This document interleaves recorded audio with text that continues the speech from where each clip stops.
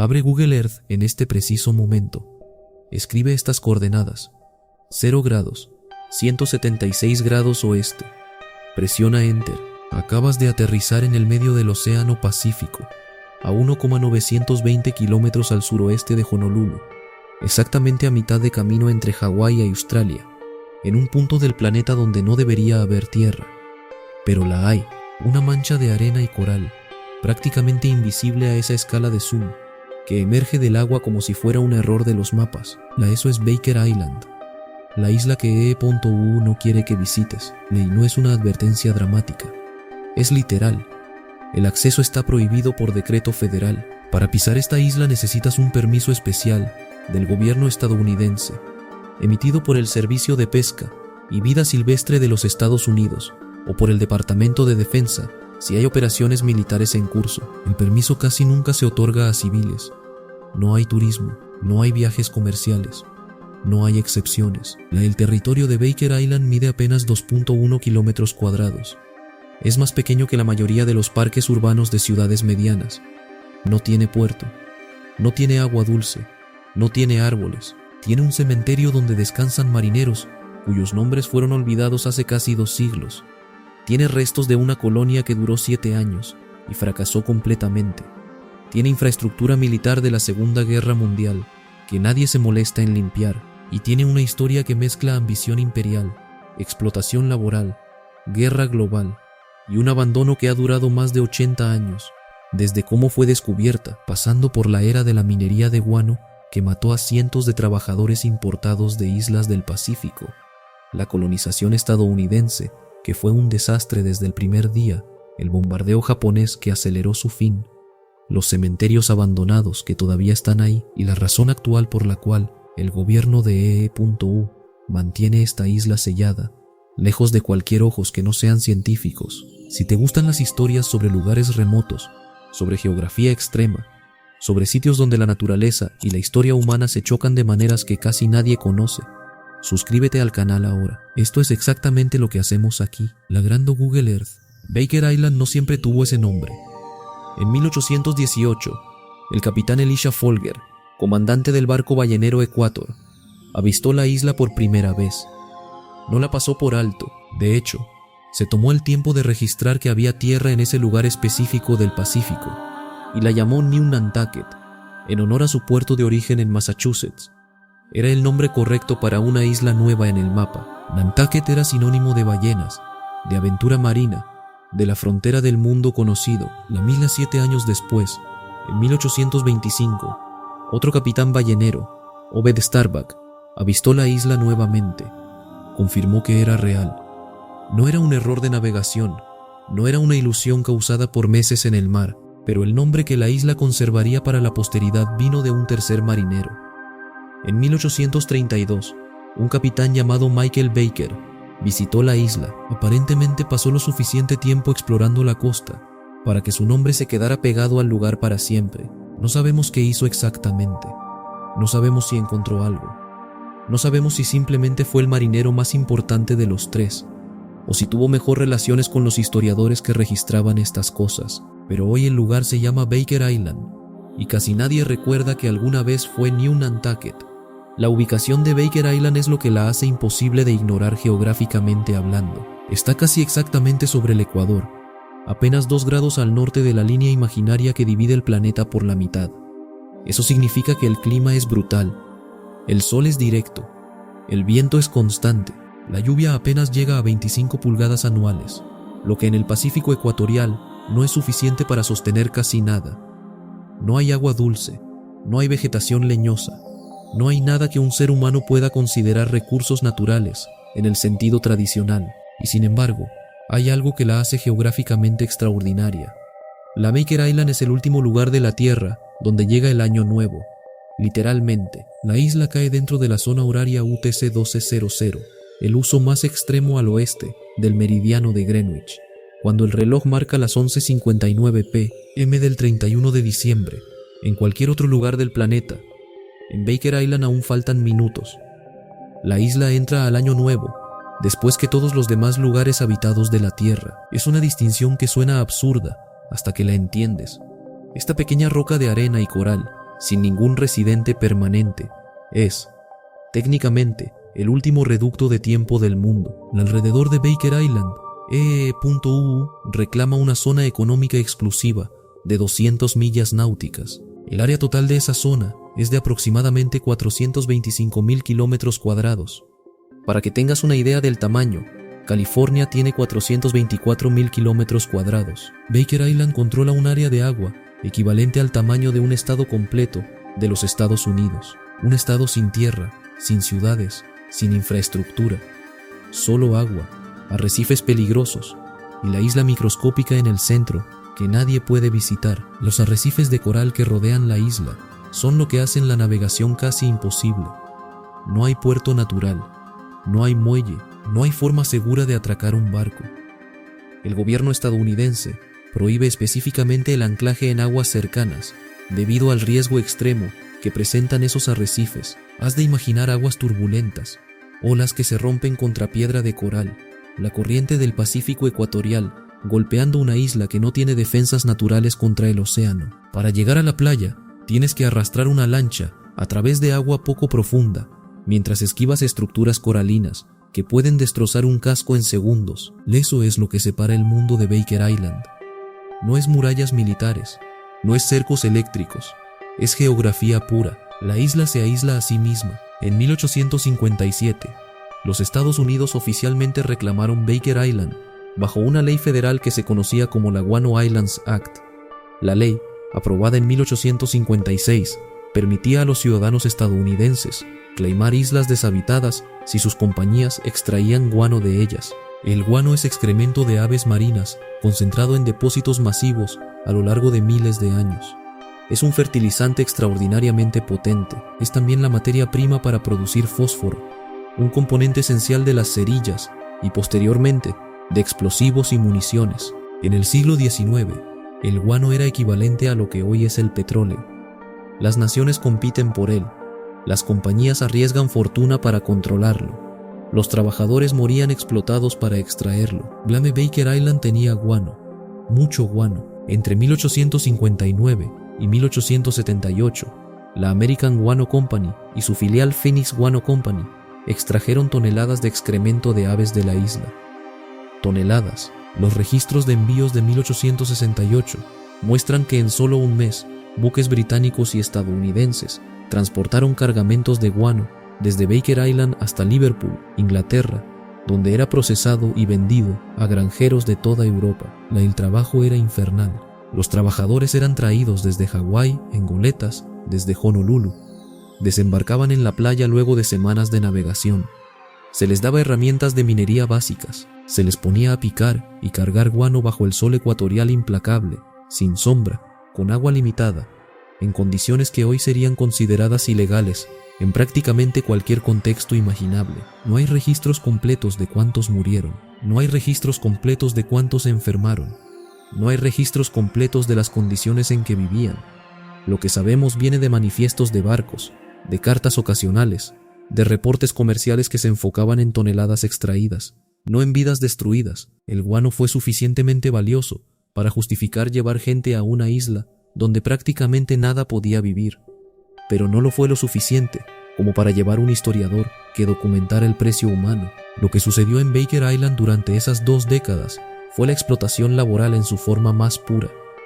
Hombres de islas del Pacífico, de Hawái, de Niue, de las Islas Cook, fueron traídos bajo el entendimiento de que ganarían dinero para sus familias. En cambio, muchos nunca regresaron. Los que regresaron lo hicieron destruidos por el trabajo, por las enfermedades, por lo que habían visto. En 1886, la American Guano Company vendió sus derechos a una compañía británica llamada J.T. Arundel & Company.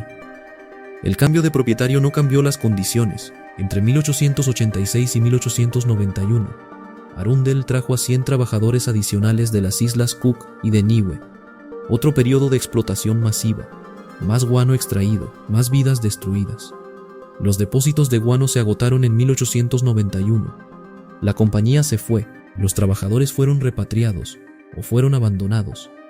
Baker Island quedó vacía nuevamente. Solo quedaron los hoyos donde el guano había sido extraído, la destrucción del ecosistema que las aves marinas habían construido durante milenios, y tumbas muchas tumbas, de gente que nunca fue contada como parte de la historia de la isla. En 1935, 60 años después de que la última compañía minera abandonara Baker Island, el gobierno estadounidense intentó hacer algo distinto.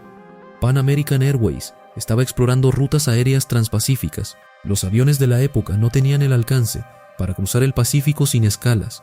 Pan Am necesitaba islas donde sus hidroaviones pudieran aterrizar, recargar combustible y reanudar el viaje. Baker Island, por su ubicación, era geográficamente ideal. El gobierno estadounidense decidió que lo que Baker Island necesitaba era una colonia, una presencia humana permanente, gente que viviera ahí, que mantuviera una pista de aterrizaje, que simbolizara la soberanía estadounidense en un rincón remoto del Pacífico, donde nadie más pensaba que valía la pena luchar. El 3 de abril de 1935, un barco de la Guardia Costera, llamado USCGC Itasca, desembarcó a 4 hawaianos nativos en la playa de Baker Island. Les dieron herramientas, les dieron semillas, les dieron instrucciones sobre qué hacer, les dijeron que el clima era templado, que el suelo era fértil, que podrían cultivar plantas, que podrían vivir de lo que el océano y la tierra les proporcionaran. La Menithira completa. Las colonos construyeron un pequeño pueblo que llamaron Mayerton, en honor al capitán H.A. Meyer del ejército de E.U., que había ayudado a diseñar los refugios iniciales. Durante los primeros años, los documentos oficiales hablaban de éxito. Se construyeron edificios, se instaló un faro, se crearon cisternas para recoger agua de lluvia, se intentó cultivar plantas. Ninguno de esos intentos funcionó. El suelo de Baker Island es arena de coral. No es rico, no contiene nutrientes.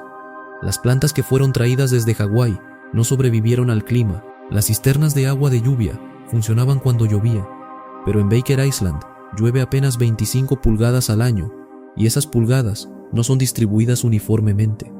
Podían pasar meses sin lluvia. Los colonos tenían que racionar agua como si estuvieran en el desierto, porque técnicamente vivían en uno. Las aves marinas. Baker Island es un ecosistema de aves marinas. Docenas de especies habían anidado en la isla durante milenios.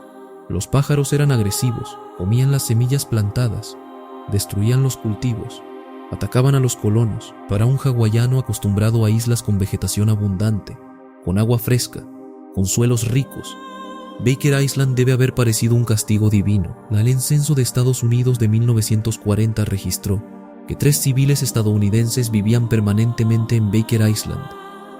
3. El plan había sido establecer una colonia autosuficiente. El resultado fue un puñado de hombres atrapados en una roca, sobreviviendo de raciones traídas por barco ocasionalmente. La Mayerton nunca se convirtió en un pueblo, nunca se convirtió en una colonia exitosa. Se convirtió en un recordatorio de que el dinero y la determinación política no pueden vencer ciertos límites geográficos. Baker Island no quería gente. La isla lo comunicaba de maneras muy claras: sin agua, sin comida, sin forma de vivir, y la gente eventualmente entendía el mensaje. Si esta historia te está atrapando, suscríbete ahora. Vamos a contar la parte donde todo esto colapsa de una manera que nadie esperaba. El 7 de diciembre de 1941, Japón atacó Pearl Harbor.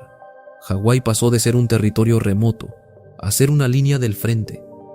Cualquier isla entre Hawái y el territorio controlado por Japón se convirtió en estratégica de la noche a la mañana. Baker Island, que había sido ignorada por el ejército estadounidense durante 6 años de colonización civil, de repente se convirtió en un punto clave en la defensa del Pacífico. El problema era que estaba ocupada por civiles. El 8 de diciembre de 1941, el día después del ataque a Pearl Harbor, se ordenó la evacuación inmediata de Baker Island. Los colonos de Mayerton fueron rescatados. La colonia fue abandonada, pero eso no fue el fin de la presencia estadounidense en Baker Island. De hecho, fue apenas el comienzo. Desde septiembre de 1943 hasta mayo de 1944, Baker Island fue transformada en una estación de apoyo logístico para el esfuerzo de guerra estadounidense en el Pacífico, no por civiles, por el ejército.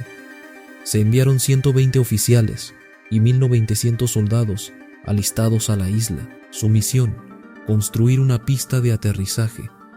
La Mijanina 1.900 soldados en una isla de 2.1 kilómetros cuadrados, sin agua dulce, sin vegetación, sin refugio natural, solo arena, coral y el sol ecuatorial golpeando sin piedad. Imagina que les dieron picos y palas y les dijeron que construyeran una pista de aterrizaje lo suficientemente grande para bombarderos. Los registros muestran que lo lograron. La pista fue construida, se edificaron estructuras militares, se estableció una oficina postal del ejército, APO 4057, donde los soldados podían enviar cartas a casa. Se crearon depósitos de suministros, se instaló infraestructura de radar y comunicaciones, y luego, la guerra pasó. Japón fue derrotado, la necesidad estratégica de Baker Island desapareció, y el ejército se fue. Abandonó la isla exactamente como la había encontrado, dejó la pista de aterrizaje, dejó los edificios, dejó todo. Brevemente, después de la guerra, se instaló una estación El Orán, un sistema de navegación de largo alcance, en Baker Island, pero incluso eso fue abandonado eventualmente. Baker Island ya no era importante para EU, era un recuerdo incómodo de una guerra que había terminado, era un lugar donde nada podía vivir permanentemente, era un recordatorio de que algunas geografías simplemente resisten la presencia humana, sin importar cuánto dinero o soldados dediques a dominarlas. Hoy, si tuvieras permiso para pisar Baker Island, lo cual no tienes, lo primero que verías en la costa sería un cementerio. Está situado cerca de la mitad del lado oeste de la isla, donde los barcos históricamente han intentado, frecuentemente sin éxito, desembarcar. Las lápidas están desgastadas, los nombres son apenas legibles, algunos están completamente erosionados por el viento de 80 años. Las fechas son del siglo XIX. Los marineros que fueron enterrados ahí murieron durante la era de la minería de guano o durante las primeras exploraciones de la isla. Algunos probablemente fueron enterrados en la isla porque mover un cadáver desde Baker Island era más difícil que cavar un hoyo en la arena. Alrededor del cementerio hay ruinas, restos de estructuras que datan de diferentes épocas. Una casa de farero de 1855, ruinas de edificios de la era de la minería, restos de infraestructura militar de la Segunda Guerra Mundial, la pista de aterrizaje, que una vez fue un logro de ingeniería bajo condiciones extremas, hoy es un fantasma de asfalto roto, cubierto de vegetación rala, inutilizable. Hay un edificio que alguna vez fue oficina postal del Ejército 457, todavía está ahí, podría colapsar en cualquier momento. Nadie lo ha mantenido desde 1944. El agua ha sido contaminada. Durante la era de la minería de guano del siglo XIX, el excremento de aves fue acumulándose en cantidades industriales. Los nitratos y fosfatos se filtraron en la capa freática, contaminando el agua subterránea.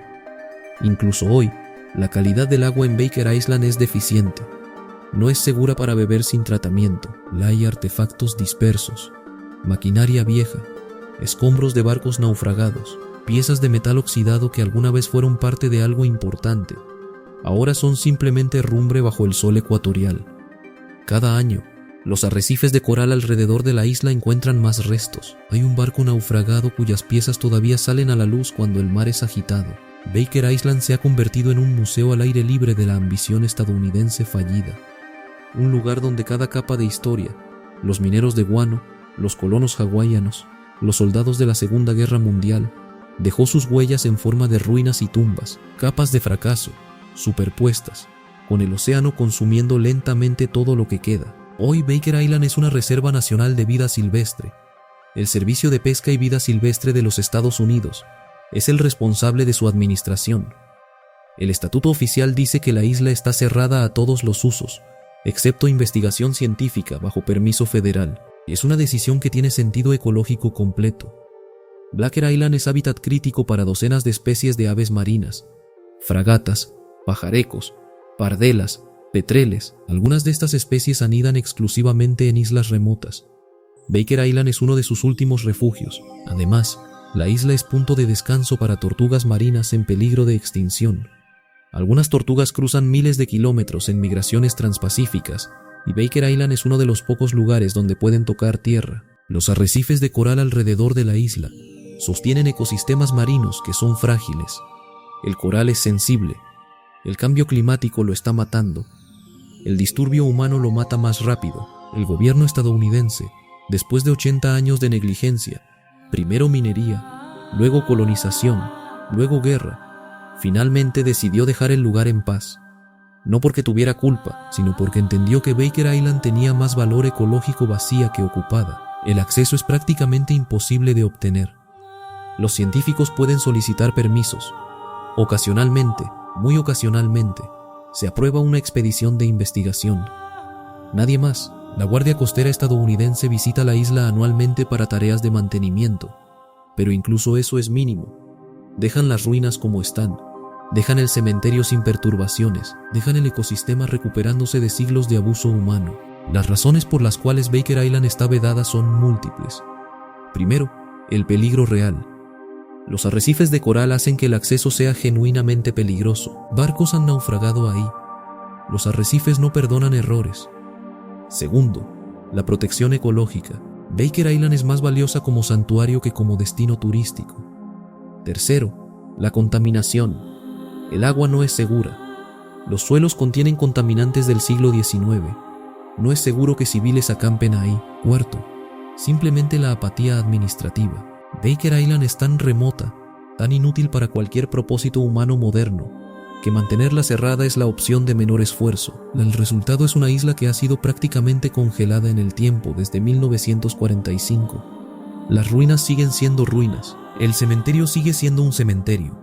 Los vientos del Pacífico siguen erosionando todo lentamente, y Baker Island permanece como fue dejada, abandonada, vedada, protegida no por cercas ni por guardias, sino por la simple realidad de que este planeta tiene algunos lugares donde los humanos simplemente no deberían estar. Entonces, ¿qué es Baker Island?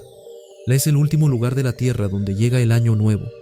Literalmente, es el sitio donde, cuando los relojes marcan las 11:59 p.m. del 31 de diciembre, el resto del planeta ya está celebrando, ya está en el próximo año, ya ha dejado atrás los últimos minutos. Baker Island espera sola, espera vacía. Y cuando finalmente llegan esos últimos minutos de la Tierra, Baker Island entra al año nuevo, en completa soledad, sin nadie ahí para celebrarlo. Es una metáfora casi demasiado perfecta, una isla que fue explotada, que fue colonizada, que fue bombardeada, que fue abandonada. Ahora es simplemente el último testigo de cada año que pasa, el final del tiempo en un mundo que sigue adelante sin ella. La Baker Island representa lo que sucede cuando la geografía simplemente dice no.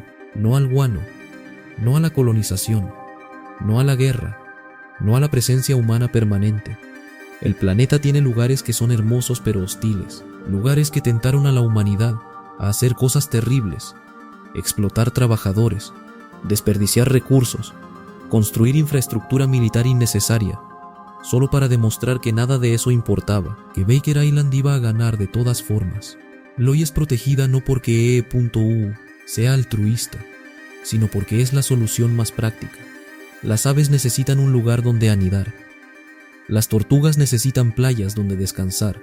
Baker Island proporciona eso, y la ausencia de humanos es la mejor garantía de que eso continuará. La historia de Baker Island es la historia de la ambición humana chocando contra realidades geográficas que no pueden ser negociadas. Es la historia de trabajadores explotados. Es la historia de colonos que intentaron vivir donde nada podía vivir. Es la historia de una guerra global que llegó a los rincones más remotos del planeta. Es la historia de ruinas dejadas a la intemperie durante 80 años. Y es la historia de una isla que finalmente ganó, recuperando lentamente lo que los humanos intentaron arrebatarle. Gracias por viajar hasta el último lugar de la Tierra conmigo. Si conoces otras islas prohibidas, otros lugares donde el acceso está vedado por razones legales, ambientales, o simplemente porque el planeta dice que no, déjalo en los comentarios y cuéntame desde qué parte del mundo nos estás viendo en este momento, en el que Baker Island acaba de entrar al año nuevo, sola, en el otro lado del planeta. Si hay algún rincón raro del mundo que quieras que investiguemos, alguna historia escondida en un lugar que Google Earth muestra, pero que casi nadie conoce, anótalo en los comentarios. Eso es lo que hacemos aquí, contar las historias de los lugares que casi nadie visita. Nos vemos en el siguiente.